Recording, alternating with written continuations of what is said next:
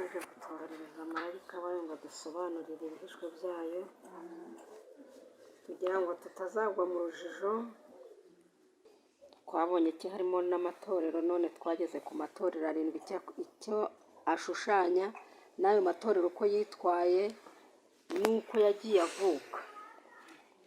Ayo matorero rero twongeye kubona inama zayo, ukuntu habonetse iyerekwa ry'ibyo mu ijuru n'intama n'umuzingo ufatanishijwe ibimenyetso. Wa muzingo ufatanyishijwe ibimenyetso rero twaje kubona ko ari ya magambo b'abahanuzi ba mbere bahanuye y'ibizabaho yari ahishwe mu bwiru, akaba ari yari guhishurwa na Mwuka na marayika w'Imana. Twabonye izi nama rero zakomeje kugirwa ya matorero, ariryo rya torero rya Kristo rimwe. Twabonye rero amatorero arindwi n'ubundi uko ubutumwa bwo kuri ayo matorero arindwi rero. Twabonye ubutumwa bwo kuri ayo matorero arindwi ko yaje gusobanurirwa bwa bwiru bwa cya gitabo cyari gifatanishijwe ikimenyetso, ibyari bihishwemo. Niyo nama y'ayo matorero, ariho havuye n'inama y'umugabo wo guhamya, ariyo nama yagiriwe aya matorero, ari uko yagombaga kwinjira mu buturo bwera agahabwa ibyasezeranijwe. Hano twakomeje kubona rero ibitambo byo mu isi bimaze kurangira, byasuraga Yesu uzaza, akaba ariwe uzamuka akongera akajya kutubera igitambo n'umutambyi. Twabonye uburyo yazamutse akaba igitambo, akaba umutambyi, akinjira mu buturo bwera bwo mu ijuru, hahandi havuye icyitegererezo cy'ihema ryo mu ijuru ryagiye kuremwa mu isi. Ibyo mu isi twabonye igihe ko ryacyuye igihe ryabyo kikongera rikimurirwa mu ijuru. Twabonye uburyo imanza zaciwe kugeza na n'ubu ziri gucibwa, ariyo nama yagirwaga, ririya torero ryagiye ribaho muri biriya bihe birindwi. Twageze rero ku bakuru 24 bazamukanye na Yesu bakajya kumufasha guca imanza, aribo bagabo yazamukanye bo kuzahamya ibye, aribwo bwiru bwakomeje guhishuka. Tugeze noneho ku myuka 7 y'Imana, ibyahishuwe 4:5. Imyuka 7 y'Imana, noneho ya myuka 7 ikorera, byose biri gukorera muri rya torero. Ni umwuka wera w'Imana ushyitse rwose, ubera hose icyarimwe, ukamenya byose. Biboneka mu rwangoma rwa 2 rw'ingoma, ibice 16 umurongo wa 9, n'imigani ibice 15 umurongo wa 3. Ugereranya n'amatabaza 7, kuko umwuka wera ari wo umurikira imitima y'abantu, ukayobora mu kuri kose, nk'uko biboneka muri Yohana 16 umurongo wa 13. Gereranya ibyahishuwe 4:5 no kuva 19 umurongo wa 16 kugeza ku wa 18. Reba nawe uko igitinyiro cy'Imana kimeze. Isa n'inyanja y'ibirahuri, isa n'ivanzwe, isa n'isarabwayi. Byashuwe 4 umurongo wa 6. Mu buhanuzi amazi agereranya abantu benshi. Byashuwe 14 umurongo wa 15. Inyanja ni ukuvuga abantu benshi rwose. Ibirahuri n'isarabwayi ni ibintu bibonerana neza, nta kibirimo hagati, bitagaragarira amaso neza. Niko n'abantu bose babonerera bari imbere y'Imana irondora byose, nta na kimwe kiri mu bitekerezo byacu twayihisha. Zaburi 139 umurongo wa 7 kugeza ku wa 12. Nta na kimwe kiri mu bitekerezo byacu twahisha Imana. niyo mpamvu rero iyo bikuwemo n'ubundi uwo muntu ahinduka izahabu agakengerana, kuko nta kintu na kimwe kiba cyihishemo. Mu rubanza abantu bose bayibera nk'ibirahuri bibonerana, nk'uko biboneka mu mubwiriza. Abo bantu batabarika Yohana yagereranyije n'inyanja y'ibirahuri bavugwa muri Daniyeli mu byerekeye urubanza. Usome Daniyeli 7:10, wongere usome n'ibyahishuwe 2 guhera ku murongo wa mbere. Ibizima 4 byo mu byahishuwe 4:6 kugeza ku 8 ni abakerubi 4. Ezekiyeli yarababonye, nawe abasobanura muri Ezekiyeli 1.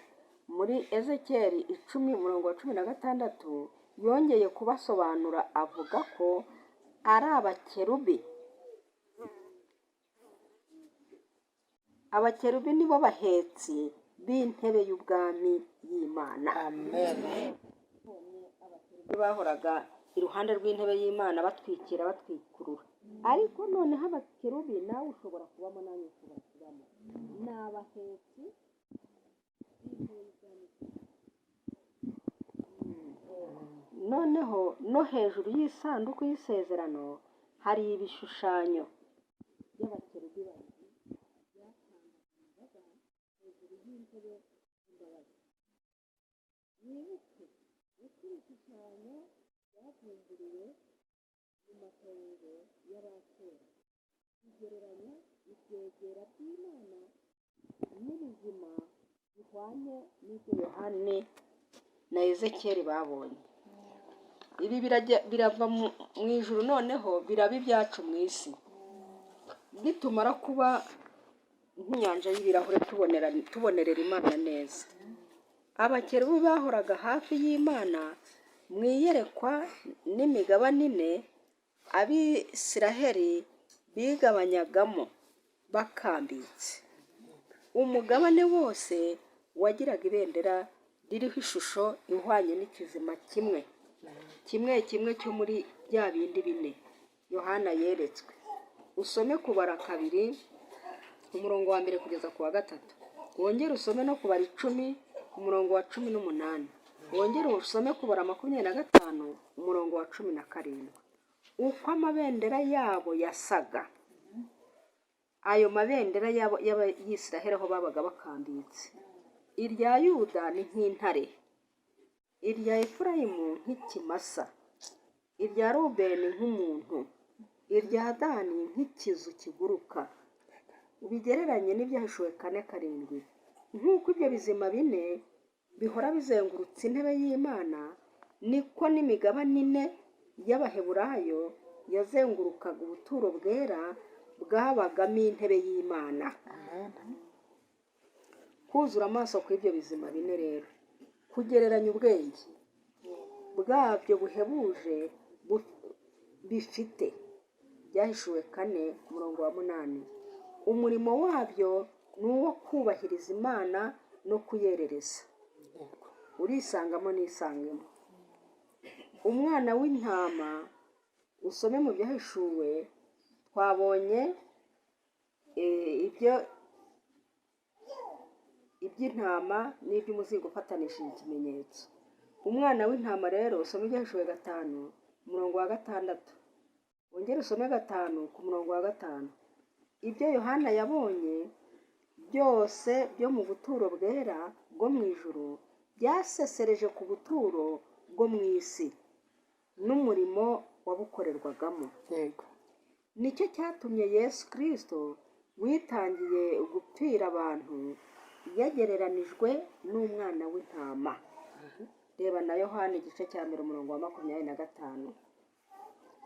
Ubwo turacyabona bwa bwiru bw'Imana, turacyabona na bya biyoberana by'Imana, bwa bwenge bwo mu isi butabasha gusobanura iby'Imana. Iby'Imana nyine bisobanurwa n'abantu bashaka kumenya Imana, busobanurwa n'abantu bari kwinjira mu bwami bw'Imana. Ntabwo waba warize ubwenge bwo mu isi ngo usobanukirwe iby'Imana nangwa ubisobanure. Kirazira mu Mana harimo ubwiru. gusobanura ubu bwenge bw'ibi bizima ni ubwenge bw'umuntu umaze gusobanukirwa ibi bintu. Ntabwo rero umuntu wize amashuri yo mu isi, uwo mu isi yiga amashuri nyine azamubeshaho mu isi, ariko uw'ijuru nawe yiga ubwenge buzamubeshaho mu ijuru. Ibyo bintu rero tumenye ko ari ibintu bitandukanye. Nubwo umuntu yakubwira akakugeza he, ntabwo umuntu wize ubwenge bwo mu isi azamenya ibisobanuro byo mu ijuru. Iyi ntama, uyu muzingo ufatanishije ikimenyetso, ni ukuvuga ni ibyahishwe abadashaka kwinjira mu bwami bw'Imana, ariko abashaka kwinjira mu bwami bw'Imana birabasobanukira, bagasanga bahindutse ibi bizima. Yesu yakomotse ku muryango wa Yuda muri Matayo 1. Iby'igitabo noneho gifatanishijwe ibimenyetso 7. Banza usome witonze ibyahishuwe 5, umurongo wa 1 ugeze ku wa 4. Icya kabiri, icyo gitabo cyari ngombwa mu rubanza kuko cyari kirimo ubuhamya bwajyaga gutuma ab'Imana bo mu isi batsindishirizwa, Imana nayo ikagaragara ko ikiranuka. Akaga ni uko cyari gifatanishijwe ibimenyetso. Ubundi icyo byashushanyaga cyari gukorwa, ariko ni uko byari bifatanishijwe ikimenyetso. Ni uko rero byagombaga gusobanukira umuntu wese ushaka kubijyamo. Bakiri muri ako kwiyumviro, Yesu Kristo ariyerekana asa n'uwatambwe, asanga se, ashyikira icyo gitabo, maze mu ijuru impundu zivuga urwunge. Ku gice cya 16 gisobanura ibyabaye ubwo Yesu yamenaga ibyo bimenyetso bigifatanije akakibumbura. Yesu arigaragaza kuko yari yarabisezeranye igihe Imana yabonaga igiye kureba umuntu akazaba mubi, akavuga ati uyu muntu azaturushya, reka mureke. Ariko Yesu abonye ukuntu se yamanje kumusogongezaho iby'umuntu, ko yari kubaho, ko yari kugira ishusho yabo, Yesu aravuga ati mureme njyewe nzamucungura. Icyo rero nicyo yaje gukora. Amaze kugikora rero niwe wabonetse wo kubumbura icyo gitabo, kuko ari we wari ugiye kwicara ku ntebe yo guca urubanza. Niwe wari ugiye gucira abantu urubanza, nta wundi wagombaga kumena ibyo bimenyetso rero uretse we. Ibyo bimenyetso rero nabyo turakomeza kubisobanukirwa. Mbese icyo gitabo ni ikihe? Kukize bitashobokeraga undi wese keretse Yesu kucyakira no kukibumbura. Kuki nta wundi? Impamvu ni uko ari we wari warabihisemo. Icyo ni igitabo cy'urwibutso. Menya ibyacyo rero. Matayo 3:16. Wibuke ko Satani yareze Imana ngo amategeko yayo ni amananiza, ngo ntibishoboka ko abantu bayakomeza, haba ngo bagere ku rugero rwo gukiranuka no kwera. Bacika kuri kamere, ibitsikamira hasi, bagera ku rugero rwo gukiranuka no kwera. Bacika kuri kamere, ibitsikamira hasi. Ariko Yesu yapfiriye abantu no kubazukira ngo bagere ku rugero rw'igihagararo cye mu bihe byose. Yagiye abona abantu bamwe bamwihaye burundu, abo yashoboye gusohoreza ibyifuzo bye n'imigambi y'Imana. Bene abo bantu nibo bajyaga kubera Imana abagabo bo kuyihamya. Kw'ibyayo bishobokera bitaramananiza.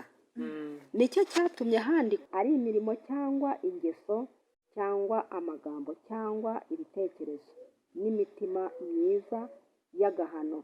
Abo bantu bagiraga ubwo hari habuze uwo kukibumbura, rero abo mu ijuru bagwa mu kayube.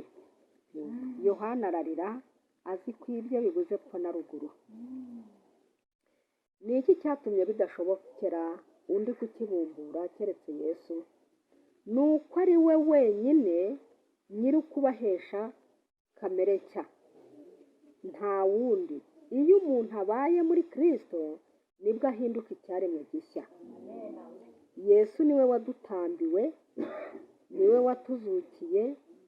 Iyo abona ko yatsinzwe, ntabona abakristo nyakuri baba na bake, ninde wundi wajyaga kubamurikira imbere yabo mu rubanza rwo mu ijuru? Usome iyi mirongo isesereza kuri uko kumurika kwa Yesu, ahamya ko ubushake bw'Imana n'imigambi yayo byasohoreye mu bantu bamwe. Usome Matayo 10:32 na 33. Usome Luka 12:8. Ibyo byose uramenya aho byagiye bisesereza. Icyo gitabo cy'urwibutso kirimo imigabane 7 cyangwa se ibice 7, kandi igice cyose cyari gifatanishijwe ikimenyetso. Nubwo cyari igitabo kimwe, cyasaga na 7, ubwabo mu rubanza bazarangiza gusesengura ibiri muri icyo gitabo, abantu bazaba bemewe bazandikwa mu gitabo cy'ubugingo. Ibyo biseserezwaho muri iyi mirongo y'Ibyahishuwe 3:5 na 20:12. Nibimara kumvikana neza aho Yesu yagejeje bamwe kuko bamwihaye burundu, abo mu ijuru bagasobanukirwa igitangaza cy'imbaraga z'Imana zishobora guca umuntu ku bibi byamwaritsemo zikamwemeza rwose, bazatangara rwose. Urwa kabiri rw'Abatesalonike 1:10. Abo mu ijuru nabo bazatangara babonye izo mbaraga za Yesu, imbaraga z'Imana zikorera muri Kristo, zica umuntu ku cyaha, zikamuhanaguramo uko yavutse. Ariko si igitangaza, nabo bazatangara. Ibyaritse mu muntu bikavamo. Ibaza uko umuntu yavutse, umusambanyi ruharwa kare nka Mariya agakira ubusambanyi akegukira umurimo w'Imana. Umujura ruharwa wamenyereye kwiba ndetse akica akaba umwicanyi, uwo akabivamo rwose akezwa agahinduka umuntu, akaba mushya akegukira Imana, Satani akamusezerera. Ibyo byose iyo kamere igakurwaho. Hari abantu bavuga ngo kamere ntipfa, ngo kandi ntikurwaho. Kamere ya kera ikurwaho. Ni ingeso za kera tugenda tureka tukegukira iz'Imana iri kutumenyesha. Ni imico ya kera twavukiyemo. Tuvuga nk'ubu waravutse usanga iwanyu bibereye ahantu mu idini runaka ntazi, binywera inzoga, iwanyu ari abasinzi, ari abasambanyi, ari abarozi, ari abicanyi. Ibyo bivukiramo, cyangwa se bari abantu beza ariko batinjiye mu rubanza. Nta kindi bakwigishije uretse imibereho yo mu isi. Uko baryaga, uko banywaga, nawe nibyo wavukiyemo. Ariko hari abashaka kwinjira mu Mana, hari ibitandukanye. Iyo kamere rero twavukiyemo ni Imana idukiza, ikadushyiramo kamere yayo nshya. Ntabwo ari inyama iteruramo y'umutima ngo ishyiremo indi, ahubwo n'ibyo twavukiyemo biba mu mitima, Imana ikuramo ikagenda ishyiramo ibyayo. Niyo mpamvu igenda ikwigisha ikintu ikigukuraho, iguha ikindi, ikigukuraho, ejo igukura ku kindi. Kuko mu kugana Yesu haranditse ngo ntabwo twabona ikiganza cy'Imana giterura ibyaha mu mitima yacu. Icyo kiganza ntiwakibona, ariko ni ubushake bwawe. Igenda ibikwigisha buhoro buhoro, ikwereka ikibi wavukiyemo, iguha n'ikigisimbura, ugenda ukivamo. Noneho wamara kuba uwayo, ikwereka n'ibyanduriye mu isi. Noneho hari n'ibiri mu isi twahawe kurya, ariko noneho umwanzi arabyanduza. Ibyo byose nabyo ikabikwereka iyo umaze kuba inshuti yayo. Niyo mpamvu uzumva icisha itangazo nko mu bayobozi b'isi, atayo mavuta aranduye, nuko Satani yamaze kuyaroga. ati iyo sukari iranduye. Satani yamaze kubona abantu ababuze, abantu binjiye mu rubanza, ishaka kugenda iroga n'ibyo baryaga. Niyo mpamvu iyo umuntu amaze kuba uw'Imana itangira kumwigisha ikamwereka n'aho Satani yashyize umutego. Muri bwa buhanuzi twahawe mbere, Imana yabonye ibizaba mbere na mbere, igatangira kubitutondekera kugira ngo tuzirinde iyo mitego. Noneho tukabona ibyo babahanuzi bahanuye ku bizatubaho, ariko noneho ntitujye tumenya isaha biratuberaho n'igihe biratuberaho. Ibyo ni byo Imana yongera kutugarurira ikajya idusobanurira. Ibyo ibisobanurira rero aba bana nayo. Reka twemerere Imana ibane nayo, dutsinde iyo kamere twavukanye, twinjire muri kamere nshya. Nta muntu uzinjira mu bwami bwayo agifite iyi kamere yavukanye. Igomba kwicwa hakabaho kamere nshya, ashobora kubakoreramo ibitangaza bihebuje bituma n'abamarayika bumirwa ku bwabo. Abo bantu ashobora kubakoresha ibitangaza bituma n'abamarayika bo mu ijuru bumirwa rwose. Ubwo bizaba nibwo hazasohora amagambo yo mu Byahishuwe 5:13 kugeza 14, no mu Bafilipi 2:9, no muri Yesaya 45:23. Ibyo nibiramuka bibaye niho hazasohora rero aya masomo. Ibyanditswe byose bifite igihe bizajya bisohorera. Urabona nko muri Yohana 16 byasohoye mu cya 844. Nta jambo Imana yandikishije rigomba gupfa ubusa. Byose rero ijambo Imana yandikishije ni ubuhanuzi guhera ku muntu kugeza igihe isi izarangirira. Ariho cya gishushanyo cyahereye. Ibi byose biracyasesereza kuri cya gishushanyo, kandi biracyasesereza gusobanukirwa indimi. Abamarayika baratangara iyo babona Imana yashyize aya magambo mu rundi rurimi, kandi bakabona abantu bari kubisobanukirwa, bagasobanuriza indimi zigasobanuka. Ntabwo ari indimi z'amahanga, ahubwo twabonye ko ari ururimi rw'umuntu, kandi rusobanurwa muri rwa rurimi n'ubundi. Reka turebe uko yamenye ibimenyetso 7. Ibimenyetso 7 bimenwa, ubuhamya butangwa. Soma witonze cyane Ibyahishuwe 6. Ni bya byahishuwe n'ubundi 5. Muri iyo mirongo yose hari igitekerezo cy'itorero rya Kristo, uko ryifataga mu bihe byose ryoshywaga na Satani. Icyo cyitegererezo gisobanura uko ibihe byagiye biha ibindi. Ya matorero 7 twabonye uko yagendaga akurikiranye, kandi uko buri torero ryagendaga ririmo ibirushya byo rikagenda ryoshywa na Satani. Nta gihe Satani atihanga mu itorero ry'Imana, ariko hari ikiba kigiye kubonekamo. Iyo Satani yihanze mu itorero ry'Imana, burya Imana ibigeze igihe cyo kweza itorero. Nibwo buhamya Imana itanga igira ngo yiregurire ukuri kugaragare, ukiranuka by'ukuri amenyekana. Yego. Ko ari yo ubwayo cyangwa Satani. Yego. Mwumvisha impamvu?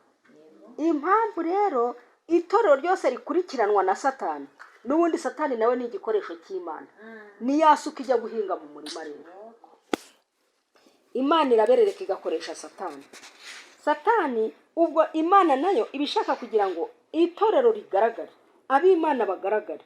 Niba Imana yaramaje kukwigisha imico yayo, Satani akaza kukoshya icyo kintu, nawe ugahagarara ku kuri wamenye, ubwo itorero ry'Imana riragaragara, Satani akaba aratsinzwe.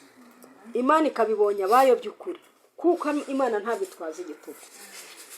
Yadushyiriye mu isi kugira ngo buri muntu wese ahitemo icyiza cyangwa ikibi. Ntitwasobanukirwa n'igice cya 6 cy'ibyahishuwe keretse twibutse kontegisi yacyo uko iri mu Byahishuwe 4 na 5. Muri ibyo bice byombi Yohana yajyanwe ahera cyane ho mu ijuru, abona iby'urubanza rw'Imana na Satani. arabibona uko bigiye guhangana. Yesu noneho kuko iyo hari urubanza n'ubundi umuntu ajya mu rubanza afite uwo bari kuburana, aba afite uwo bahangana. Iyo ugiye kurega uba ufite uwurega, iyo ugiye kuburana uba ufite uwakureze. Satani rero yaratureze, aturega ku Mana tukajyanwa mu rubanza kuburana nawe. Iyo tumwanganye ibye rero kuburana nawe rero, ubwo ni ya nama ikigirwa ya matorero. Niyo mpamvu Imana yaje kugira inama ya matorero 7 yo muri ibi bihe byose. Nuko Satani yagiye gushyiramo kugira ngo atangaze iri torero mu rubanza. Rero itorero rihanganye na Satani. Ni mu buhe buryo rero? Satani niwe watureze, araturega kuko twavukiye muri we. Biri kumvikana? Impamvu Satani yagiye kuturega ku Mana, twavukiye muri we. Buri muntu wese avukira muri Satani. Noneho Imana ikajya kurega. Iyo ubonye hari ibyo utangiye kwanga rero, ishinga urubanza. Uriya muntu ni uwanjye, dore ninjye wamuhaye buriya butunzi. Narabumuhaye mbumuhesheje kwiba, namweretse aho ajya kwiba, namweretse aho yica, namweretse uwo aroga. Uriya ajya amukoresha kugira ngo amurogere runaka. None umujyanye ute? Imana rero igashyiraho ku mugaragaro. Imana nayo igahamagara wa muntu. Dore ibyo uregwa kuri Satani. Wa muntu nawe rero bigasaba ko yishyirira ku mugaragaro, ubuhamya bukaboneka. Akajya kwaturira ba bantu yagiye akorera ibyo bintu, kugira ngo amenye ko Satani amenye ko uwo muntu yamucitseho koko yamurekuye. Ubwo umuntu ari kuva muri Satani, akagenda akatura ati ninjye wakwibye cya gitoki, burya watakaga nkaceceka ariko ninjye wakibye. Umwuka w'Imana yantahuye, none ngusabye imbabazi cyangwa umbwira icyo ndakuriha. Ibyabaye kuri Nikodemu nibyo bigomba kuba ibyabaye kuri Zakayo nibyo bigomba kuba ku bantu bose. Zakayo amaze kugera mu rubanza, Satana aramurega. Igihe Zakayo yari amaze kwifuza ati nareba Yesu nte, burya ni umutima. Ubwo yari atangiye kuba umuprotestante ku ntambwe ya mbere. Nareba Yesu nte, nanjye nkamenya ibye. Yesu aturuka darari wawe. Burya rero yari atangiye guhumana nawe. Satani arababara. Uriya namukoreshaga ubujura bw'ikaramu, akiba abantu mu misoro yabakaga, abandi akabatwara iby'agahato ku ngufu. None uriya agiye kuncika. Satani akajya kurega. Yesu agahamagara Zakayo. Zakayo akitaba mu rubanza ati nuwo nibye ndamuriha 4, na bya bindi nabatwaye ndabiriha. Agasezerera Satani atyo imbere y'Imana ku mugaragaro, ubuhamya bugatangwa. Ubwo rero niko gusezerera Satani ukinjira mu Mana. Nuko iyo Satani akureze, kandi burya nta muntu izina rye ritagera mu rubanza, kuko kandi nta muntu utakoma agatima ku Mana. Iyo wakomye agatima ku Mana, Satani ajya kurega. Iyo areze rero ukatangira ngo ubuse n'ingenda nkabwira runaka ko ari njye wamwiciye umuntu ngo aranyica. Urumva? Ubwo utangiye kugundira amabanga ya Satani. Ntabwo ushaka gukuragwa muri cya gituro cye washyizwemo. Ntabwo ushaka gucika kuri ya kamera ya Satani kugira ngo Imana ikuguranire. Ubwo rero urakomeza wibera wa Satani, akwereka ikindi, none ashake kugukura mu mico. Akubwira ati iki kintu ntukakirye kuko kirangiza, kandi nikikwangiriza umubiri. Ikikwangirije umubiri burya kiba kikwangirije n'ubwenge. Nakwereka icyo ugomba kuba ibi se nabireka kandi ari byo byandyoheraga. Ubwo uri kugundira amabanga ya Satani, ntabwo ushaka kumucika. Satani nawe rero yabonye ukomeje kumugundira, nawe arushaho kukongera imbaraga. Akajya kwereka n'ibindi, nutarya ibintu uzabaho, kandi dore inzoka izakwica, nutabaho iyi nzoka izaguhagurukira. Ndetse agatangira agahagurutsa na ya nzoka igakaza umurego. Urumva? Ubwo ugatangira ukaguma ku mabanga ya Satani mpaka ukayatsikamira. Ntabwo nareka inzoga kuko iyo nyweye umutobe ndafurutwa. Agatangira akaguteza iyo nzoka ifuruta. Ngewe ngira iseseme nkaruka. Ntabwo nareka itabi kuko iyo ntanyweye itabi ndaciragura. Kandi ntamenye ko yasesema azamura ari uko itabi ryamugize imbata. Wa muntu ukajya umuzamuka iseseme ikazamuka. Agakizwa nuko agiye kongera kunywa itabi. Satani akamugira imbata. nguko uko satani agenda aheza abantu mu bubata no mu butindi bwe, ariko bakanga kwegurira Imana ibyayo. Satani rero agomba gucika mu mutima w'umuntu iyo Imana itunze agatoki ikintu ukagikuraho. Nubwo iyo nzoka yaza nishaka igice, inzoka iri mu nda yawe, Imana irayizi, kandi Imana ishoboye kuyihagarika byanze bikunze. Ubwo rero iyo utari kwegurira Imana ibyayo, satani nawe akomeza yamabanga akakuzirika ugapfira aho ngaho mu byaha, ugapfa utamenye ko hari umukiza ukiza, ugapfa utamenye ko wavukiye muri satani kandi hari umukiza wakwitangiye ushaka kugukura muri satani akagushyira mu bwami bw'Imana. Ubwo ukaguma muri iyo si gutyo, ugatangira ukiga ibya satani, ubucakura bwose, amafilimi y'uburyo bwose, ibirangaza by'uburyo bwose, kugira ngo ushake ibyo ushyira muri yanda. Satani akakwereka ko nutarya inyama utazagira imbaraga, kandi imbaraga zitangwa n'uwakuremye. Ubu ugatangira ugahirimbana ushaka ibyo uzarya byiza kugira ngo ubeho mu isi neza. Ubwo satani akaba abonye icyicaro nawe. Nk'uko iyo umwanganye ibye, Imana nayo ibibonye icyicaro mu mutima wawe. Tugomba gusezerera satani. Satani ntacyo yadukoreye mu isi, ni umwicanyi si umukiza. Ntitwasobanukirwa n'igice cya 6 cy'ibyahishuwe keretse twibutse iyo kontegisi y'icyo yadukoreye. Yesu noneho araboneka. Abo mu ijuru bamaze kwiheba, babuze epfo na ruguru, urubanza rugira gica noneho. Ubundi igitabo cyarabonetse, ariko habura uwo kukibumbura. Nta muntu waryaga kukibumbura kereka uwabisezeranye. Bayoberwa kandi bari bazi igihishwe muri icyo gitabo, ko nikibumbuke urubanza ruracirwa. Babonye ntawe ubonetse wo kukibumbura, bararira cyane. Ariko Yesu aratambuka, agikura mu kuboko kwa Se, yemera ko umurimo yasinye yagiye kuwukora. Amen. Urubanza rugira gica noneho. Akura igitabo cy'urwibutso cyari kiri mu kuboko kwa Se ngo akibumbure. Imibereho y'umuntu wese wigeze kugira neza isuzumwe. Ingaruka yo gukabakabwa n'umwuka wera w'Imana igaragare ko ari nziza cyangwa mbi. Muri ubwo buryo rero, umuntu wese wigeze gukurikiza umutima mwiza uhana, akagira imico myiza n'ibitekerezo byiza, aba ari umugabo Imana itangaho ubuhamya muri urwo rubanza. Amen. Iyo wemereye Imana igahindura ayo mateka, nta kintu na kimwe kigomba kukubera inkomyi mu nzira, kuko izo nkomyi zose Kristo niwe uzikuraho. Ibyo satani ashyira mu nzira birushya, ibyo byose ni ibirushya nyine kugira ngo ugume muri we. Ibyo byose Imana ibigukuriraho. Izo nzoka izikuraho, ayo masesemi yakuraho, izo soni zikuraho, ukemera ukaturuka iburyo n'inge wakwicira umuntu. Mwagiye mubona mu magereza abantu bemera icyaha, umuntu akavuga ati rwose ngewe ninge narishe rwose, kandi agafungurwa, agahabwa imbabazi agafungurwa, kuko yemeye icyaha. Uwo muntu rero niba yaremeye icyaha mu rubanza rwo mu isi, akanagenda akemera no mu rubanza rwo mu ijuru, uwo muntu yarababariwe. Amen. Kandi nakomeza gutera iyo ntambwe azakomeza ababarirwe n'ibindi. Amen. Ibimenyetso akabimena kimwe kimwe, niko no mu rubanza rwo mu ijuru abacamanza bazirikana abantu bakurikije ibihe babagamo n'ibibazengurutse uko byari bimeze mu gihe byagiye bikurikirana nk'uruhererekane.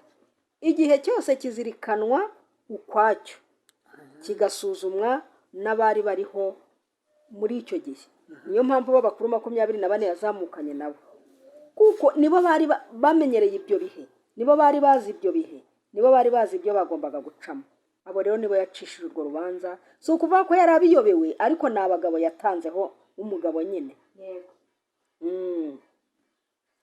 Icyo gihe Imana ntipfa gukubira abantu bose hamwe mu rubanza itibutse ibyabaye ku muntu wese ukwe.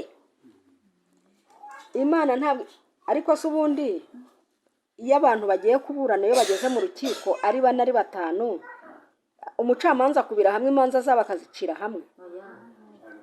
Agenda aca rumwe rw'umuntu ku giti cye. Hari uwaturutse ibunaka, hari uwaturutse ibunaka. None se yavuga ngo reka imanza zanyu nzicire hamwe? Nta ibyo mu isi rero byabereyeho kugira ngo bitubere akabarore, bitwereke ibyo mu ijuru uko bigomba kuzakurikirana. Nk'uko umucamanza aca urubanza rumwe rumwe, isaha zagera bwakwira usigaye atagezwaho agataha akazagaruka, niko n'Imana bimeze. Umuntu wese acirwa urubanza bibutsa aho yavukiye, uko byari bimeze mu gihugu cye, ubwo yabagaho mu ngo za gipagani. Amagorwa n'ibirushya n'ubukene bya buri muntu wese ukwe, amahirwe y'umuntu wese ukwe. Imana ntizacira umuntu urubanza rw'ibyo atazi, ahubwo ngo uzi gukora neza ntabikore bimubereye icyaha. Niyo mpamvu umuntu azacirwa urubanza bikurikijwe aho yari ari. Hari igihe washonje ukajya kwiba, ukajyanwayo n'inzara. Noneho hari uwagiye kwiba ashaka ubukungu kugira ngo akire abone iby'ikirenga. Ubwo rero umuntu acirwa urubanza bikurikije aho yari ari n'ibyo yari arimo. Hari uwavukiye mu rugo rwa gikene, kandi abantu batagira Imana, abapagani batagira Imana. Noneho hari uwavukiye ku babyeyi bafite Imana, bazi Imana. Uwo ntazacirwa urubanza nk'umwana wavukiye ku babyeyi batazi Imana. Urumva akaga? Burya uwahawe byinshi azabazwa byinshi, naho uwahawe bike niwe uzabazwa bike. Luka 12:18. Uko Imana izacira umudivantiste urubanza siko izarucira umugatolika cyangwa umupagani utazi Kristo. Umuntu wese azazirikanwa ukwe, kandi yandika aya magambo yo muri Yakobo 3:1. Imana yeruye ko itegereza iby'umuntu wese ukwe. Niba tuzagera mu ijuru, tuzahagera dutoraguwe umwe. Bitabaye ibyo, ugukiranirwa bitabaye iryo, Imana ibica urubanza rubera. Guhora umuntu ibyo atazi kwaba ari ugukiranirwa. Mbese umucamanza w'abari mu isi bose ntiyakoze ibyo kutabera? Ntabwo Imana ibera ngo igire ucira urubanza neza ibigoreka. Mu isi tubona mu isi ukuntu bajya baducira imanza. Ntawe utarabona umuntu wacira urubanza akarengana ubireba, nawe ubwawe wari kuruca ukabona aratsinze. Ariko kuko wa wundi yamwitambikiye akamutangirira ruswa, umucamanza akabigoreka rwose tujya tubibona mu isi. Ubu nakwereka n'imanza zagiye zikatwa nzi, abantu bari babonye n'abagabo bari bahari, ariko ukumva ngo umuntu aratsinzwe. Atsinzwe kubera iki? Kubera ko wa mucamanza yamubereye. Ariko Imana yo ntibera. Ibintu iramanza ikabikwereka uko biri. Iramanza ikabikwereka uko biri. Urabizi aho umuntu yakoreye icyaha hamanza gufatwa ki? Abantu bamanza gufata ibyahabereye. Ibyahabereye akaba ari byo bijya mu rubanza. N'Imana rero ibyabereye mu rugo rwa runaka nibyo bigenda bikajya mu rubanza. Nta na kimwe rero Imana ibera, ahubwo Imana irashaka ukuri kuzuye, kandi ngo ihe umuntu ukuri kuzuye. Kuko abacamanza bo mu ijuru bazirikana umuntu wese ukwe, bakamuzirikana n'igihe cyariho mu mibereho ye. Nicyo cyatumye Yesu amena ibimenyetso kimwe kimwe, ngo ibirushya n'amagorwa bya buri gihe bigaragare ukwabyo. Uko yamenaga ikimenyetso cyose, humvikanaga ijwi ngo ngwino cyangwa se nimuze, ari uguhamagara ibiri mu gihande cyose cy'icyo gitabo ngo bisohoke bigaragare imbere y'abacamanza bo mu ijuru, bimeze nk'ibishushanyo bya sinema.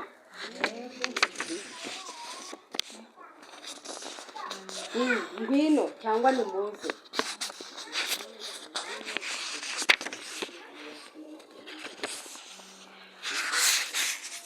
Bikagaragara imbere nka sinema. Ubwo rero uwo ni wo murimo Kristo akora. Ntabwo abera rero ahera aho wavukiye, agahera ku byo wakoze kuva ukivutse, akakwereka ibyo wakoze kuva ukivutse uri iwanyu, akakwereka niba uri mukuru, akakwereka ibyo ukora aho uri, kugira ngo ubone uko usezerera Satani. Ubwami mu isi n'ubuzima, hari ubwami bwa Kristo n'ubwa Satani. Ubwami bwa Satani no gushaka kutugumisha mu isi byanze bikunze, bukaturemera ikintu gisa n'Imana, bukaturemera ikintu gisa n'ishusho y'Imana n'ubwami bw'Imana, kugira ngo tugume muri iyi si. Ariko ubwami bwa Satani burigabanije n'ubwami bw'Imana burigabanije. Imana rero ifite abantu bayo,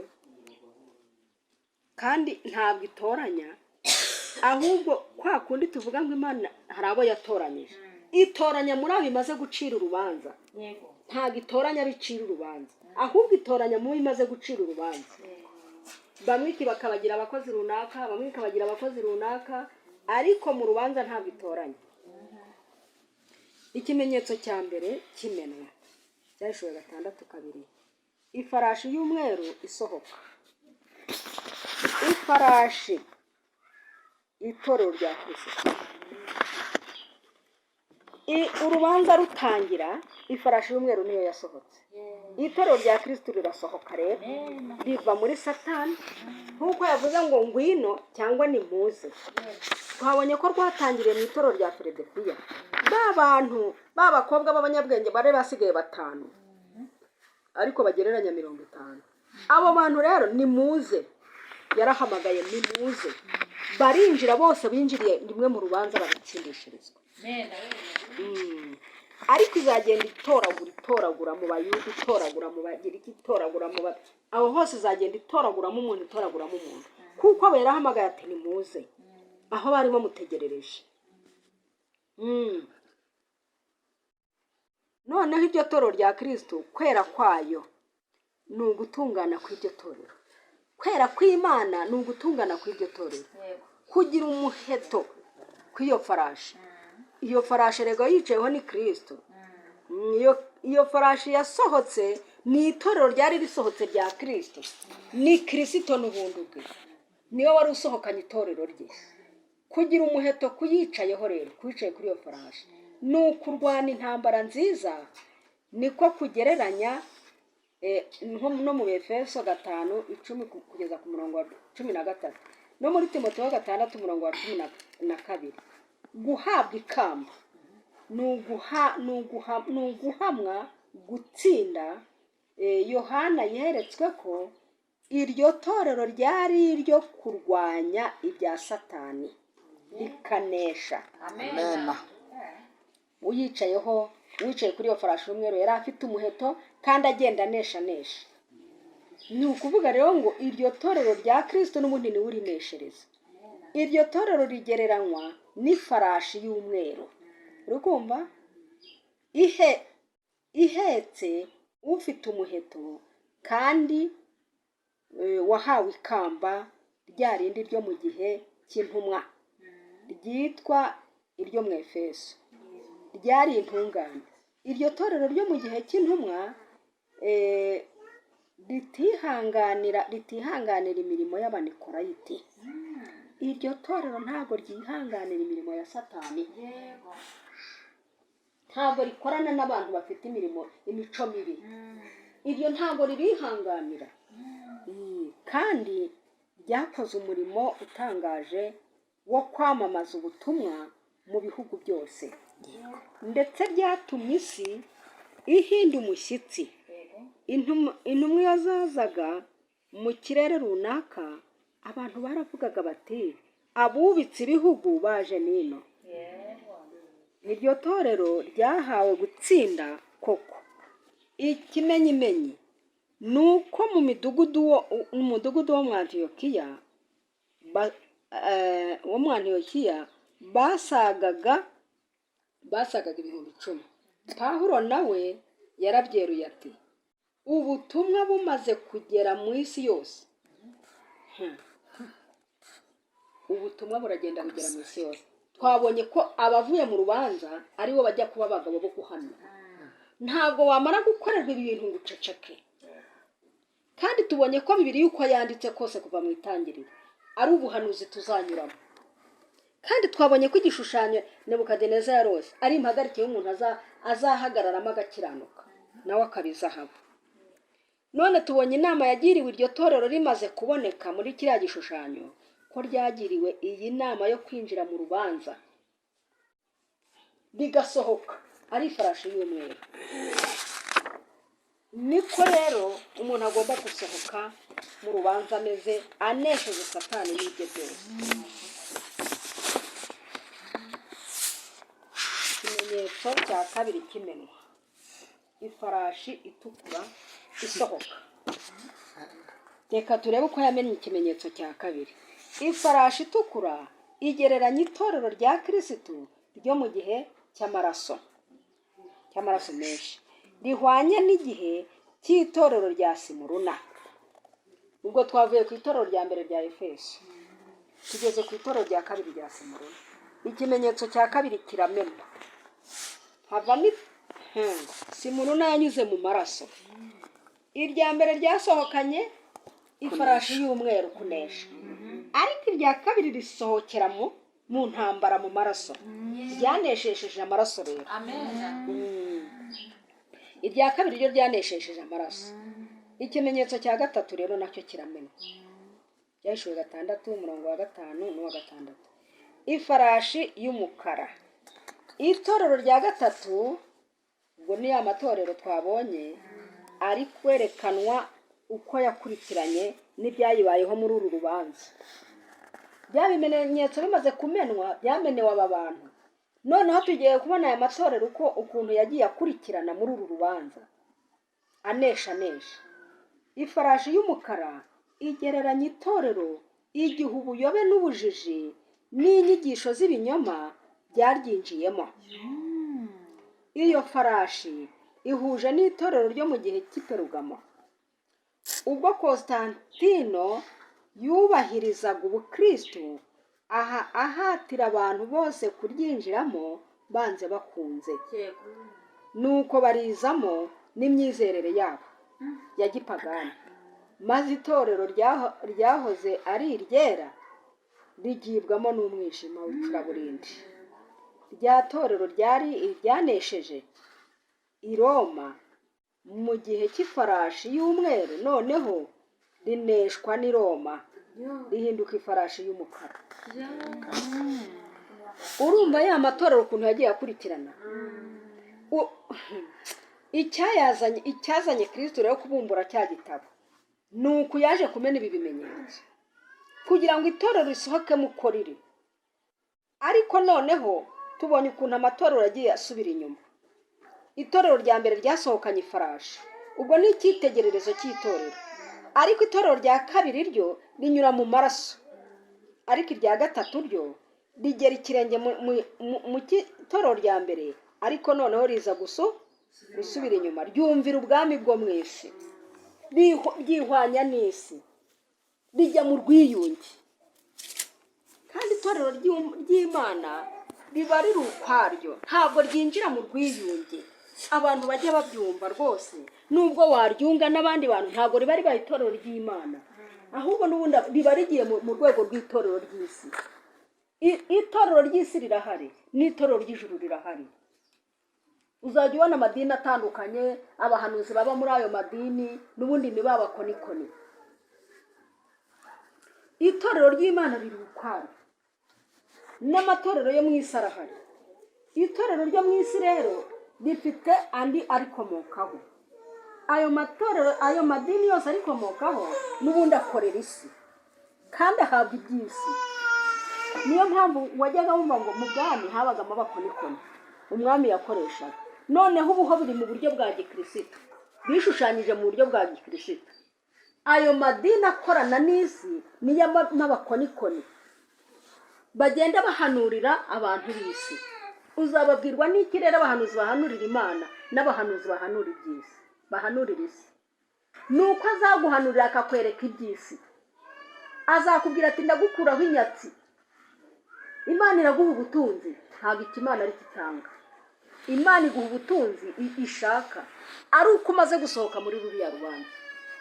Imana ishobora kuguha ubutunzi bw'isi umaze gusohoka mu rubanza, umaze kunesha. Kandi iyo unesheje iby'isi ntabwo ari byo ugiye kwizingitiranyamo. Ngaba abahanuzi rero bahanurira isi, ngaba abakonikoni, nicyo kizabakumenyesha. Ni abantu birarira kandi bavuga ibitavuye ku Mana. Imana tubonye ikitanga ni ukwinjiza abantu mu rubanza.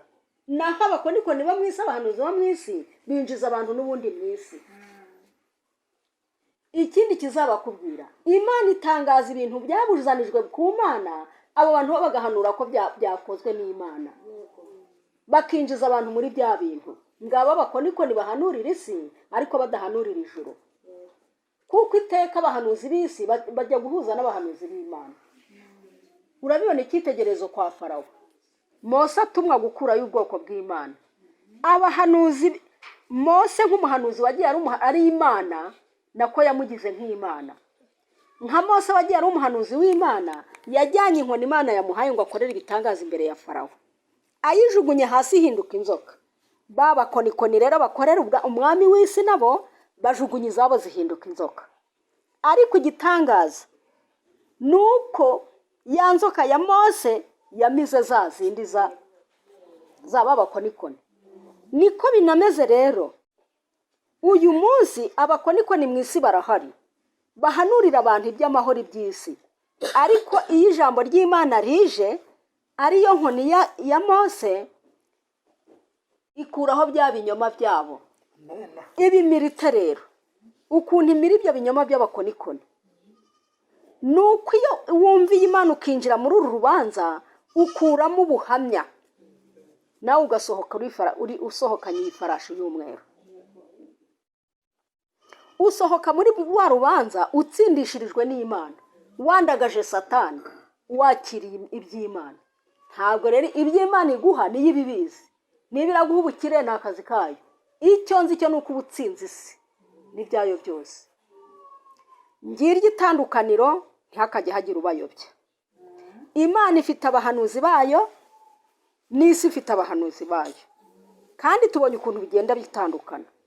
Kandi tufite Imana ifite abigisha bayo bakomotse n'ubundi bakomotse muri urwo rubanza. Abigisha bayo bigishwa n'Imana, ariko abigisha b'abahanuzi bo mu isi bigishwa n'abavuye mu mashuri. Ngiryo itandukaniro rizakubwira abahanuzi bo mu isi n'abahanuzi b'Imana. Nta rujijo ruhari. Abashaka guhanurira ab'isi bigira ubwenge mu ishuri ryo mu isi, aho niho havamo abakonikoni. Naho abahanuzi bahanurira Imana bigishwa ubwenge n'Imana, niyo ibaha ibyo barabuvuga, niyo ibigisha ibyo bakora. Iyo basohotse muri uru rubanza rero, bamaze gusigira Satani ibye, niho Imana itangira kubigisha kandi igatangira kubaha icyo gukora. Ubwo rero umuntu w'Imana babonetse, Satani akandagara rero. Ariko Satani ntamuvaho, n'ubundi arakomeza akajya amwoshya, akajya amuzanira ibishuko, akajya amuzanira ibigusha. Imana ikabyemera kugira ngo wa muntu n'ubundi agumye ahamiriza Imana mu isi. Ntabwo Imana izaho gutabara ngo reka Satani yere kugushyiraho ibye. Irabyemera kugira ngo nawe ugaragaze yuko Imana ifite imbaraga. Urabyemera, ikabyemera, Satani akabigukorera. Ukabyemera nawe kuko uzi ko uhagaze mu Mana. niyo mpamvu rero isi n'ijuru bifite itandukaniro. Niyo mpamvu ab'isi nyine batamenya iby'ijuru. Umuntu wo mu isi ashobora kukubwira ati warayobye, kuko nyine warayobye, nyine wayobye isi wegukira ijuru. Bese si babiri? Hari uwayobye Imana yegukira isi, hari n'uwayobye isi yegukira ijuru. Iyo umuntu amaze kwinjira mu rubanza rero aba ayobye isi, byanze bikunze isi aba yiyobye. Niyo mpamvu rero hari ibyo agomba gukurikiza n'ibyo atagomba gukurikiza. Ubwo rero itandukaniro twaribonye. Twakomeje kubwirwa ko hari umuntu uzaza akiyita Yesu mu isi, abantu bakamukurikira. Ariko duhabwa itandukaniro ko uwo muntu uziyita Yesu abyiyise azaza ngo ameze nkawe, akora ibitangaza nkawe, akiza abarwayi, yirukana abadayimoni, ariko ikizamutumenyesha wazajya agendera hasi. Ariko Yesu we naza ntazakoza ibirenge hasi. Ibyo ni itandukaniro. Wazakirira, tuzamwakirira mu kirere. Ubwami bw'isi rero, abakozi babo tubonye ko bigishwa n'isi. Niba ari ababwiriza bazajya babwiriza iby'iyo Mana, ariko bazajya babwiriza barabyigiye mu mashuri yo mu isi. Ariko ababwiriza butumwa babwiriza ubutumwa bw'Imana ntabwo babyigira mu mashuri yo mu isi, ahubwo babyigira mu buturo bwera. Iyo asohotse muri urwo rubanza amaze gutsindishirizwa, niho abasohokanye iyo mpamyabushobozi yo kwigisha ibyo mu ijuru. Ubwo ni umuhamya wa Kristo asohokanye nawe kwigisha iby'ijuru. Tubonye rero itandukaniro ry'abigishiriza Imana n'abigishiriza isi. Abagishiriza Imana babyigira mu buturo bwera, niho babisohokana. Abigishiriza isi Imana isi babisohokana mu mashuri yo mu isi, bakigishwa n'abantu b'isi. Tubonye itandukaniro ry'abahanuzi b'Imana n'abahanurira isi. Abakonikoni bahanura iby'isi, bagahanura amahoro. Ariko tubonye iyi farashi ya kabiri y'iri torero rya kabiri yanyuze mu maraso. Ntabwo ari amahoro rero. Abakonikoni bahanurira abayobozi b'isi, bagahanurira abantu bahisemo isi, n'ubundi bababwira iby'isi. Umuntu akaza akakubwira ati nabonye ugiye kugura imodoka, nabonye Imana iguha umugisha. Niyo mpamvu Imana yavuze ngo ntabwo izina Imana mu isi. Ngo abantu bose bavuga Imana siko bavuga Imana yo mu ijuru. Ngo Imana ni nyinshi mu isi. Imana yaduhaye itandukaniro ko Imana ari nyinshi mu isi. Hari iyo Mana y'abakonikoni nyine, hari Imana y'isi. Hari Imana Nyabingi, hari Imana Mahembe, hari Imana Umurangi, ibyo byose yagiye bihishura. Abo bantu rero bafite izo Mana mu isi, n'ubundi azakubwira ko ari guhanurira Imana, ariko ari iyo ngiyo yo mu isi, atari Imana yo mu ijuru. Ikizakwereka ko uwo muntu ari gukorera Imana yo mu isi ni uko ahanura iby'isi. Ngo nabonye Imana iguha imodoka, ngo nabonye ugura imodoka isa gutya imeze gutya.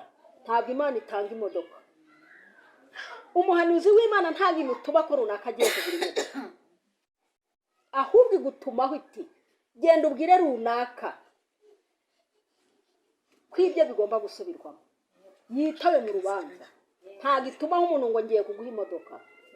Reka dusobanukirwe Yesu uko azaza na Satani uko azaza yigize Yesu. Ibyo byose rero nta biyoberana bihari. Reka turebe ukuntu abantu binjira muri uru rubanza. Twamaze kwisobanukirwa. Aya matorero rero niyo yagiriwe iyi nama, kandi agakomeza guhabwa iyi nama.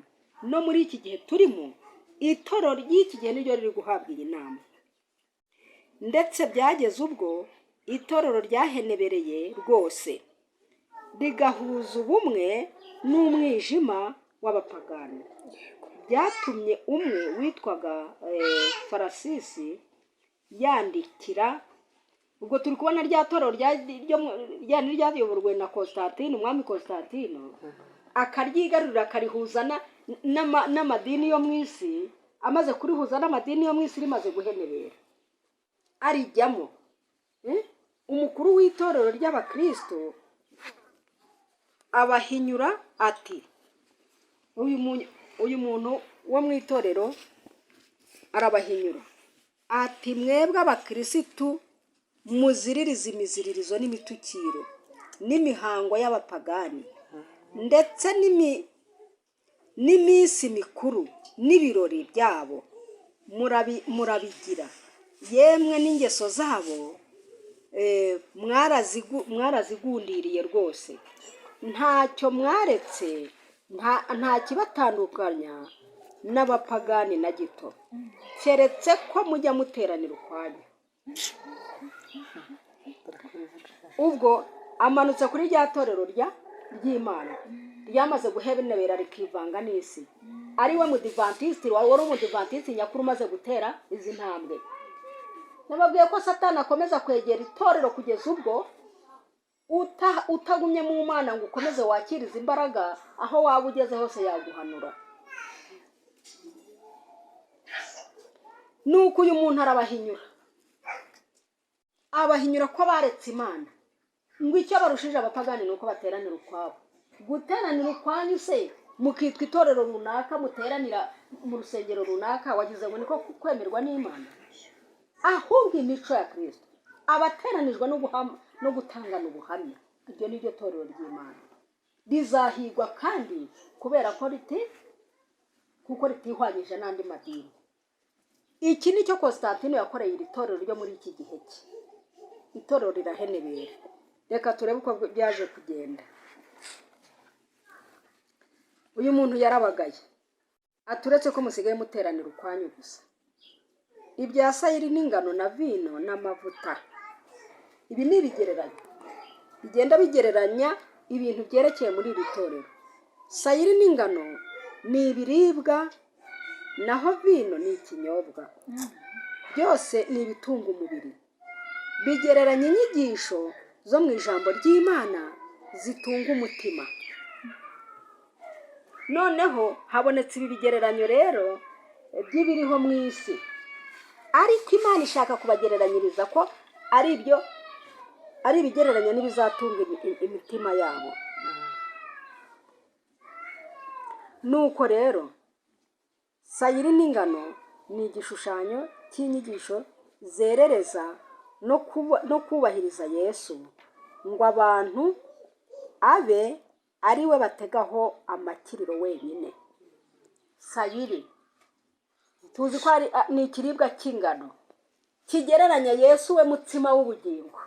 None niwe iki kiribwa ni Kristo ubwe utanga bavomaho bakabona izi imbaraga zibatsindira uyu mwanzi. Vino nayo rero ni igitunga umubiri cy'ikinyobwa, kikaba kidakomeye nk'ingano cyangwa sayiri ziribwa. Amazi ntabwo akomeye nk'ikiribwa. Amazi amara inyota, ariko umutsima wo wumve kutera imbaraga. Nta wabeshwaho no kunywa vino gusa, ahubwo agomba no kurya n'ibyo bikomeye. Vino rero igereranya inyigisho zoroshye z'ishingiro z'ubukirisitu, zitabasha gukiza abantu ngo basesa kanguhe mu by'umwuka. Ubwo abantu barakinywera vino. Vino rero ni za nyigisho n'ubundi zitazagira icyo zikugezaho. Umuntu arakwigisha ngo iby'Imana, ariko nta kugeza ko uburyo uzinjira mu rubanza nawe ngo utsinde Satani, usohoke mu bwami bwa Satani winjire mu bwami bw'Imana. Ahubwo arakwigisha iby'Imana kandi aguhanurira ibyo Satani ari bukuzanire. Ubwo se ari kugukura muri Satani, ahubwo ari kugukomerezamo. Ntabwo bakiriye umutsima w'ubugingo. Imana iturarikira kugira bene ibyo byose bitunga umutima, duhereye ku byoroshye tukageza ku bikomeye. Tumanza ku byoroshye nka vino, tukageza ku mutsima. Ibyo bikomeye rero iyo tugeze kuri mutsima w'ubugingo niwo udutsindishiriza. Ibyerekeye umwami Yesu tudatanze ifeza cyangwa ikiguzi. Yesaya 5:5. Ibiguzi bivugwa mu Byahishuwe 6 ni amarenga ya gihanuzi yo kwerekana inzara yo kubura izo nyigisho z'ukuri. Bisuzume neza, usome amaherezo meza y'abantu biciwe Yesu. Bisome neza, usome amaherezo y'abantu biciwe Yesu. Ni uko bari bamaze kurya ibikomeye, bakamara kurya umutsima w'ubugingo, akabimanyagurira. Abo bantu nta handi bagombaga kwerekezwa uretse gupfira aho ngaho muri Yesu. Idenariyo ni igihembo cy'umuntu ku munsi umwe w'umurimo. Igipimo cy'ingano cyangwa sayiri cyo gutunga umuntu umwe ku munsi umwe cyari ingero 24. None ubwo bavuga ko idenari imwe mu gihe idenari imwe yaguraga urugero rumwe rw'ingano cyangwa se 3 za sayiri, haba herekana ko mu gihe cy'ifarashi y'umukara inyigisho zikomeye zerereza Yesu zabaga ingume. Hakaba inzara yo kuzibura. Reba uko byahanuwe na Mose muri Amosi 8:11-12 ngo dore iminsi izaza, ni ko Uwiteka avuga. Imana ivuga, nzateza inzara mu gihugu. Ntizaba ari inzara y'ibyo kurya cyangwa inyota yo gushaka amazi, ahubwo izaba ari iyo kumva amagambo y'Uwiteka. Kandi bazajarajara bava ku nyanja imwe bajya ku yindi, bazava ikasikazi bajye iburasirazuba, bazakubita hirya no hino bashaka kumva ijambo ry'Uwiteka be kuribona. Ibyo byasohoye ubwo abakristo gito binjizaga inyigisho z'ibinyoma mu itorero, bagakoma mu nkokora iz'ukuri zerura intandaro nyayo y'agakiza, ko ari Yesu wenyine. Antikristo akabona kito ko kugara. Dore icyitegererezo cy'uburyo abayobozi gito bakomaga ijambo ry'Imana mu nkokora muri icyo gihe, bakarigoreka, bakaryerekeza ku bitari iby'ukuri. Nabo bagiye kwifatanya na ba bakonikoni, nabo bagiye kuyoborwa na ba bantu bize iby'Imana zabo mu mashuri. Baraminuza basohoka mu mashuri. Ntabwo basohotse bazanye ubwiru bw'Imana, ahubwo basohotse mu mashuri bazanye ubwiru bw'Imana yabo bwite mu isi, ariko bakaza kujijisha abantu ko bari kwigisha ubwiru bw'Imana yo mu ijuru. Ikibatandukanye rero twakibonye. Noneho berekeza abantu nibwo ku mateto, kuri iyi vino babaha inyigisho zoroheje, ariko ntibabaha inyigisho zibinjiza mu rubanza. Ntibabaha ubuhanuzi bwo muri Daniyeli n'ibyahishuwe. Ibi barabizigama bakabihera inyigisho zo hejuru, abantu bararindagira bayoberwa uko bari byinjire mu rubanza. Ijambo ry'Imana riraherenera. Umukristo ukomeye wo muri Alexanderi witwaga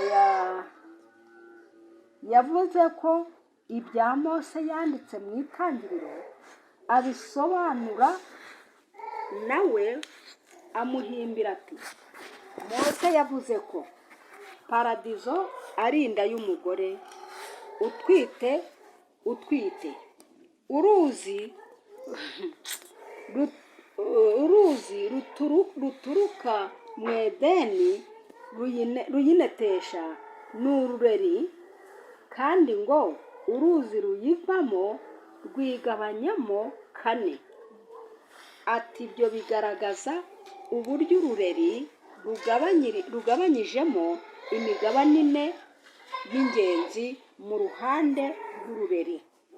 Hirya no hino hari za eregiteri 2 zinyurwamo n'umwuka, na za eno 2 zinyurwamo n'amaraso.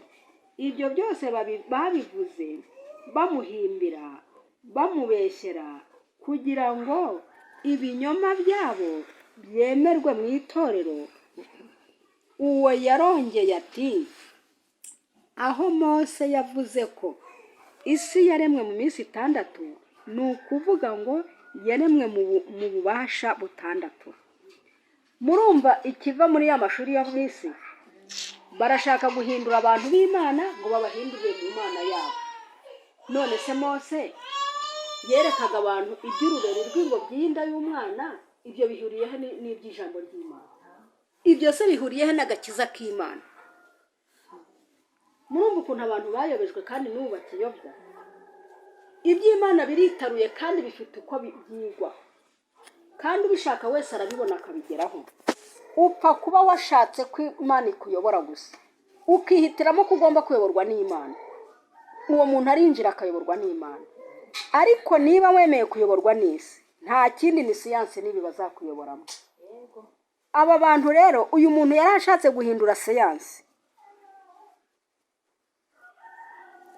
kugira ngo yemeze abantu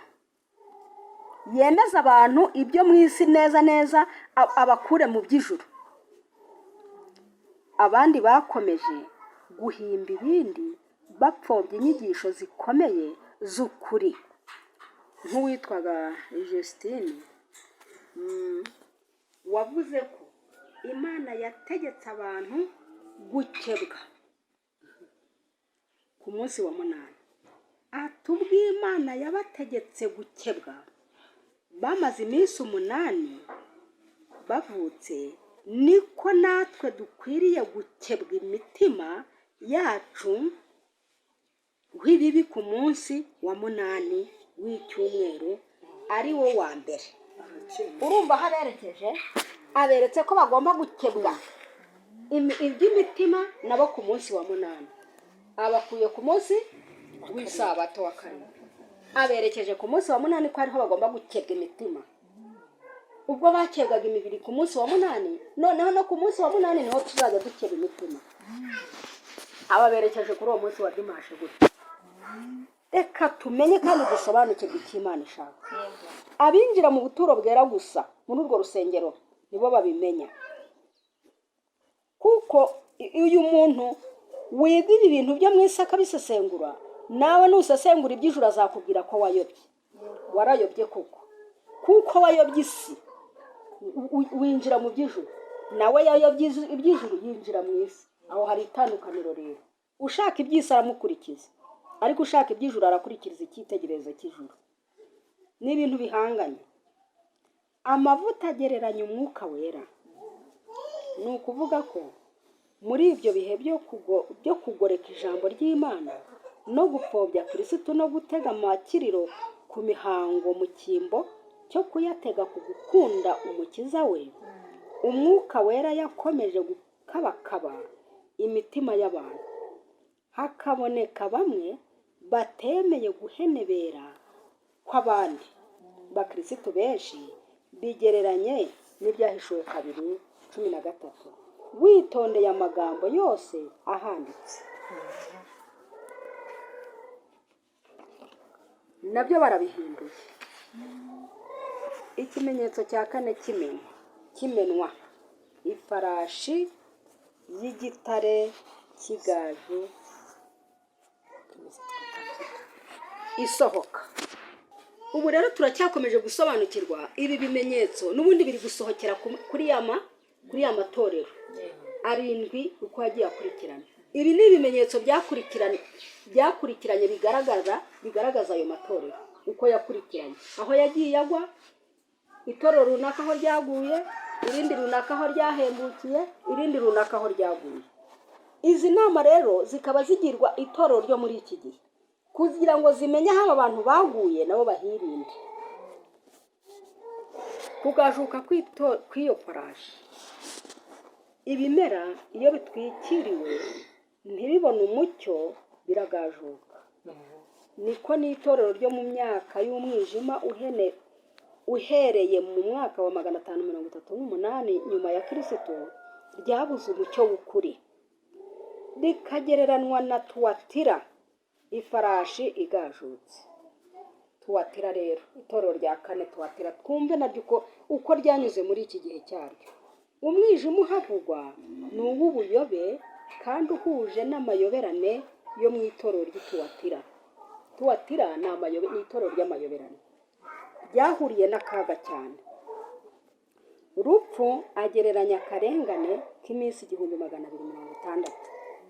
Kuzimu agereranya guhambwa no gutsembwaho kw'abahowe Yesu muri iyo myaka y'akaga gashishana.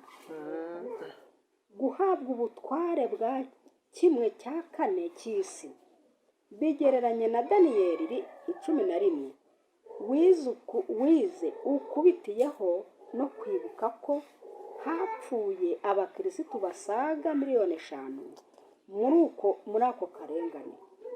Yohana yabonye ko ari benshi cyane, ati ni 1/4 cy'abisi bose hamwe. Yagereranyije ko ari 1/4 cy'abisi yose. Barapfa baratikira. Izi nyigisho zirabatikiza. Abanze kuzemera baratikurwa, barapfa, ariko barabyemera. 1/4 kirashira. Usoma amaherezo meza y'abo bantu biciwe Yesu uko azaba mu Byahishuwe 7:13 kugeza kuri 17. Tureba aba bantu b'Ituwatira bapfuye muri aya maherezo meza yabo. Amaherezo meza yabo kwabaye gupfa. Bicwa bahowe Yesu banze kumvira inyigisho z'isi, kuko bari bazi ubuhanuzi bw'ijuru barimo, banga guhamirirwa n'isi, kuko bari bazi ubwami bw'Imana buzimikwa muri iyi si. Iherezo ryabo rero ryabaye gupfa, kandi amaherezo yabo nabo azaba meza. Tugeze ku kimenyetso cya 5 kimenwa. Na n'ubu ahera cyane hagereranya umurimo w'ubucamanza Yesu yatangiye gukora mu 1844. Igikari cyagereranyaga iyi si. Nk'uko ibitambo byatambirwaga mu gikari, niko Yesu yatambiwe mu isi. Igicaniro cy'ibitambo abakera batambaga cyari mu gikari, rero cyari mu gikari, nawe niho aho bamujyanye. Nuko rero wibuke ko ibyo Yohani yabonye byavuye muri cya gitabo. Tugeze ku ipaji ya 57 mu busobanuro bw'Ibyahishuwe. Cyari gifatanishijwe ibimenyetso 7, ari ibishushanyo n'amarenga bya gihanuzi, atari ibintu nyabyo. Imana yo ishyiraho ibicisha ibintu mu marenga. Mu buhanuzi, ubuhanuzi twabonye ko bucisha mu marenga, ariko bikaba bitabo bizasobanurira. Impamvu ngo yabihishe nuko yanze ko bizasobanukira n'abantu batazabijyamo, noneho bakabipfusha ubusa, abantu bakagenda babivamo. Ariko ni ngombwa umanza kubiruhira kwinjira mu buturo bwera. Iyo umaze kuhinjira rero niho ukingurirwa urugi nawe. Ibi bimenyetso bikamenwa, urugi rugakingurwa, ibimenyetso bikamenwa, izina ryawe rigahamagarwa mu rubanza. Ubwo rero imyuka y'abapfuye bahowe Yesu, bamwe bakunda gutanga Ibyahishuwe 6:9 ubuhamya, bati harerekana ko za roho z'abapfuye ziri mu ijuru zikamenya zikavuga. Ibyo ntibishoboka, kuko Bibiliya yerura rwose ko abapfuye ari ntacyo bazi na gato, nk'uko biboneka mu Mubwiriza 9:5 n'uwa 6. Yohani ntiyumvise imyuka y'abapfuye by'ukuri, ahubwo ni amarenga. Amafarashi yari amaze kwerekwa ntiyari amafarashi nyayo. Na rupfu na kuzimu yabonye ntibari abantu nyabantu, keretse ibishushanyo bya gihanuzi. Nanone amajwi y'imyuka y'abapfuye ntiyari amajwi yayo bwite, ahubwo n'imvugo ya gipica isobanura ko iyo abo bapfuye baba maso bakumva, bari gutaka batyo. Ni ukuvuga ngo ni ibintu Imana ishushanya ikavuga iti iyo abo bantu baba maso bakumva aba bantu bari gutaka. Yohana ntiyumvise iyo myuka itakira mu ijuru, kandi iyo ikurikije imvugo y'abigisha ko roho z'abapfuye ziba mu ijuru, iyo myuka iba yaratakiye mu ijuru, kuko yari iy'abantu beza rwose bemeye kwicirwa Yesu aho kumuhemukira. Nuko rero Yohana ntiyayumvise itaka iri mu ijuru. None se ko tuzi ko Yesu nagaruka abapfuye bamuzize kandi abasinziriye bamuzize kandi abasinziriye bakiranuka, imbaraga izamanuka ikasa ibituro, abapfiriye muri Kristo bakazamurwa, kumvisha ko bazamanuka bava mu ijuru.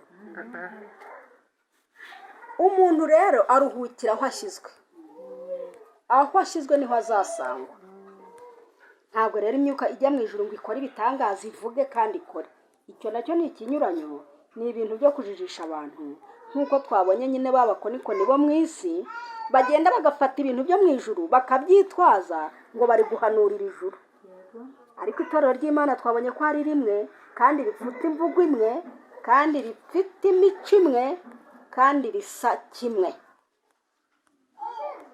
Rifite imvugo imwe, rifite imyambarire imwe, rifite imirire n'iminywere imwe. Nicyo kikumenyesha itorero ry'Imana. Naho itorero ryo mu isi rihanurira isi, ariko ryitwaje ngo riri guhanurira ijuru, ngo riri guhanura ibivuye mu ijuru, ngo riri gukiza abarwayi biturutse mu ijuru, ngo riri kwirukana abadayimoni biturutse mu ijuru. Ikibatubwira ni icyo. Ntabwo abo bantu bigeze bagera mu ijuru, kandi ibyo bahanura si ibyo mu ijuru. Kandi uko bakiza indwara nuko birukana abadayimoni kuba kuvuye mu ijuru. Ibyo ni ibintu rero abakonikoni, urebe ukuntu nawe abakonikoni babagaho ibwami, nawe ugereranya abo bantu bari mu isi bitwa ko bahanura, urasanga ibintu bihuje rwose. Ntabwo turi gupfobya cyangwa ngo tugaye abantu, ahubwo turavuga ukuri nk'uko kuri, kugira ngo abantu bamenye aho bagomba kwerekezwa n'aho bagomba kuva bakajya. Umuntu atangire aba umuporotesitanti ahakana ibyo yari arimo, akurikira urukundo rw'Imana. Aha mu Byahishuwe 6:11 herura ko atari imigambi y'Imana ko imyuka y'abapfuye ijya mu ijuru, ahubwo ngo babwirwa kumara ikindi gihe gito baruhuka, kugeza aho umubare w'abagenzi babo bagiye kwicwa nka buzuzurira. Ibyo bihuje rwose n'ibyo Pawulo yandikiye Abaheburayo. Bisome witonze cyane ku murongo wa 2, imirongo ya 2 iheruka mu Baheburayo 11:36 kugeza kuri 40. Icyatumye iryo jwi ryumvikana ni uko mu gihe cy'icyo kimenyetso cya 5 ari ikigereranya itorero ry'Isarudi. Itorero rya 5 Sarudi. Ubugorozi bwari bwahenebereye, iby'umwuka bisa n'ibipfuye. Iby'umwuka bigasa n'ibipfuye. Nk'uko benaka mu Byahishuwe 3:11. Byasaga nkaho hari hasigaye imyaka myinshi cyane ngo urubanza rutangire. Amaraso y'abazize Yesu agahorerwa. Ni ukwereka abantu ati yabaye bari bazi ngo bamenye uburyo abo bantu banenganye n'uburyo bamaze igihe kinini, nabo bataka bagatakira abo bantu. Ahubwo twakwihuta tukihuta n'igihe abo bantu bakaza bagahorerwa amaraso yabo. Imana yababwiye kuba baruhutse kugeza ubwo abandi bazicwa nkabo bakuzuza umubare. Hari umubare wagena, Imana irawuzi. Niba rero imanutse ikaguteza wa muntu kugira ngo itorero rigaragare, hari itorero ryagaragajwe amaraso, haribonye itorero rya 2. n'andi matorero rero ni icyitegererezo aho yagiye agwa n'ubundi yagiye agaragazwa n'amaraso kugira ngo ifarashi y'umweru isohoke. Ubwo rero ni ukuvuga ngo itorero ry'Imana ryose, ariko ni uko umuyobozi waryo ari we n'ubundi munyembaraga kandi akaba ari we munyabubasha, munyabushobozi. N'ubundi se ko twemera ko umuntu agomba kudukiza ibyago, Imana yo yadukiza bingana iki? Nibyo yerekana rero mu buryo bwa gihanuzi. Yabaye twamenyaga tugasobanukirwa n'Imana. Ni bande bavugwa? Ni abazaca mu karengane gakomeye cyane katuri imbere, kazabanziriza kugaruka kwa Yesu. Umubare ni uwuhe? Umubare ni uwuhe? Ni abazaba barihannye, ni abazaba bari hamwe na ba bandi 144.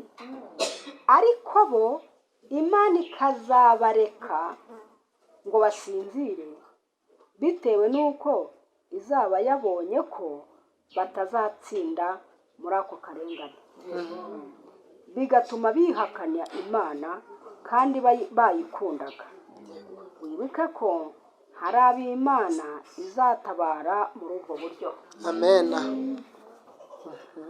Tuzakomeza kumva ubusobanuro bw'aya matorero. Tuzakomeza kumva aya matorero ibyo yanyuzemo. Tuzakomeza kumenya uko byagiye bikurikirana kugeza ku itorero ryacu ry'iki gihe turimo. Tubonye uko Imana ikomeza kuyobora itorero ryayo, ari byo bya bitereko by'amatabaza birindwi, ari wo wundi ugendera hagati y'ibyo bitereko Yesu Kristo abagenderamo. Ibi bintu rero bikomeje guhuzana cya gishushanyo Nebukadineza yarose. Ubu ni impagarike yacyo tukiriho. Ibi byose ni ibisobanura icyo gishushanyo. Reka dukomeze dusobanukirwe rero imigambi y'Imana, n'aho ituvana n'aho itujyana. Tubonye ko idukura mu isi aho twavukiye muri kamere y'icyaha, ikatujyana mu bwami bwayo mu buryo bw'umwuka, idukuye muri kamere twavukiye ntiduhaye kamere nshya. Tubonye ko kamere y'Imana ari ukwanga ibyo twavukiyemo tukajya mu by'Imana. Izo ngeso za Satani tukazivamo tukinjira mu ngeso z'Imana. Niyo mitima mishya iduha imitima mishya iboneka. Reka Imana idufashe rero kandi ikomeze tugirire neza, ikomeze duhishurire ubwiru bwayo kugira ngo hatazagira utsindirwa muri iyi si akavuga yuko ntacyo yamenye. Ahubwo buri muntu wese agomba kwihitiramo ariko yaramenye ukuri kandi akamenya aho agomba gukirira. Reka Imana ishobora byose rero ikomeze dukingire imbabazi zayo kandi idukize aka kaga. Nibyo dusaba mu izina rya Kristo Yesu. Amen.